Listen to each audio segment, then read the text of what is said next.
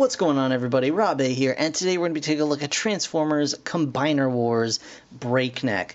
Now, this is one of the two online retailer exclusive figures for the Combiner Wars series, and this, of course, is their version of Wildrider. Sorry about that. So this is Wildrider. You can see very nicely done here. They lost the name Wildrider for whatever reason, so they call him Breakneck, but they make it very obvious who he is on the back of the packaging. And I've heard that the bio on the back of the comic as well really kind of nails home or drives home that that this is in fact Wildrider. But you can see he's got the definite Wildrider paint scheme going on here. Really cool looking vehicle mode. It is a repaint of Dead End. But we can flip around to the back here and you can see the bio. It says, Breakneck has no respect for the rules of the road or anything on it. Autobot or Decepticon, it doesn't matter. Any bot that gets in his way is in line for repairs once Breakneck is done with them. Even the unpredictable Stunticons see him as an out-of-control Wildrider. There you go. Brr, brr, brr. So, oddly enough, it says Build Menasor on the back here, and it shows him with all of the other guys, but he is replacing Dead End rather than replacing Off-Road, which is kind of weird. Maybe it's because he's a straight repaint, but I don't think so. I think Alpha Bravo is replaced on the Quickslinger's packaging, but it doesn't really matter. You can see here, Breakneck, ready to go. I'm going to go ahead and get this guy open, and we're going to check him out in just a moment.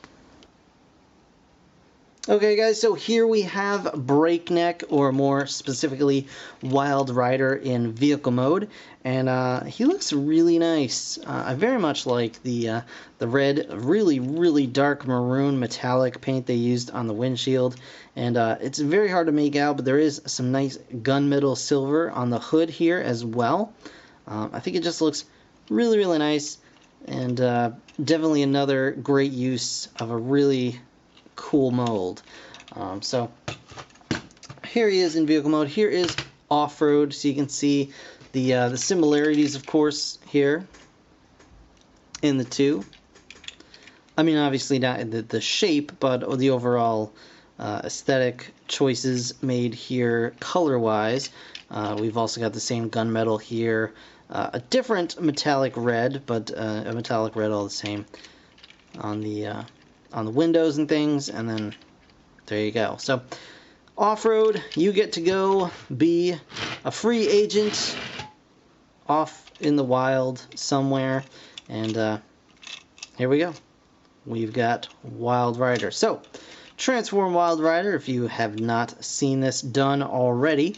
It's quite simple.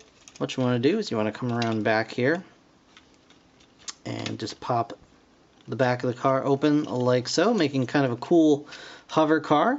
You can also use that. Go ahead, take that idea. That's perfectly fine.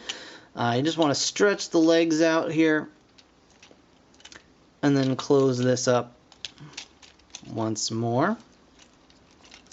We'll flip this around because it's going to be it's going to form the legs and everything goes that way. We're going to go ahead, come around here and pop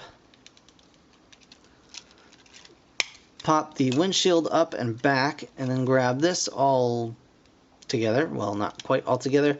Leaving the head and the chest piece here. We might as well just fold this down to kind of lock that into place, and then this will all come up and back and fold down onto the back like so. So we just got a backpack, but it's really not that crazy. We're gonna just flip the shoulders up like so. Then we're going to get these hands out, these lovely ratcheting hands. And there you go. You have Wildrider in a robot mode. Ooh, camera's going crazy. I'm sorry about that, guys. So yeah, here you go. And we'll do a close-up of his face here. You can see it's very Wildrider-y, depending on your version of the fiction. And, yeah, I mean, you get all the benefits of, what's his name? Dead End. Oh, man. Oh, not enough sleep. And, yeah, so ball jointed shoulders, hip or arm bicep swivel, elbow joints, wrists are ratcheting. The head can turn. It is on a ball joint, but the movement is quite limited just due to the chin factor on this guy. He's got the swivel waist, he's got hip ball joints, he's got thigh swivels, he's got really nice deep knee bends. The only problem is his feet are quite, I mean, while they're large feet, but they don't stick out very far. He can't really balance on his toes very well. So there is that. But, I mean, overall, it's a really cool figure. I like the original, and I like this one too. He's got his little pipe thing that he can hold. And he holds it a lot better than Dead End does, I might add. But still doesn't make a whole lot of sense. To you know, he's just bludgeoning people, I guess, to death. But you can stick it on his shoulders if you so desire. But yeah, that is the robot mode. It looks very, very nice. Very cool, and I'm quite happy with it. So give me just 1 second to get things set up, and we will check him out in limb mode. Alright guys, so to turn this dude into a limb, it's the picture of ease. But first you want to get this little guy out, and he comes with this as well as a little cannon that he can hold in his hand if, you know, you're into that sort of thing. Cannon hand holding. It's a little loose in his hand, which is a little worrisome. Flops around a bit. I'm hoping it holds in, well, we just won't even talk about that now, will we? Hopefully it'll hold in this piece well enough, and it seems to be fine. So this piece, if you're unfamiliar, can become either a hand or a foot for any of these combiner figures by popping out the fingers and then the thumb and putting it in whatever position you want. Or for a foot, you just flatten it all out, and there you have your foot with some gun toes. But transforming this guy specifically, you basically want to put him back in car mode. And that's what we're going to do right now. But you want to leave this connector port down here. Or no, actually you don't. I am so incorrect. That's for arm mode. My goodness. Man, you know, this is what happens when you work at 4 o'clock in the morning. Alright. Scoot this guy over. We're basically transforming him back to vehicle mode. Just put this all together here. I'm going to flip these up. But we're not going to close these yet because we got to get the arms back in place. I apologize if the camera's a little shaky. There you go. As Transformers fans, you should be pretty used to shaky cam by now. Yeah, and so we want to leave this down. Want to leave this down. And we're going to bring this whole shebang up here. Actually, we're going to kind of do that. There we go. Kind of have everything put just like so. We're going to just flip the combiner peg up. Man, oh man. There we go. There we go. A little stiff for his first time out, you know? That's all. We're going to plug the foot in. And there we have his foot. And we can just kind of stick this on the side there. So here we go. I'm going to grab our Menosaur right here. Plug the foot in. Turn it where we want it to go. And bring the camera back. So you can see there is Menosaur with his, I guess, more G1-esque configuration. Very, very cool. I still think Menosaur is my favorite of the two complete combiners that we've got so far. And I'll just show them off real quick with Superion.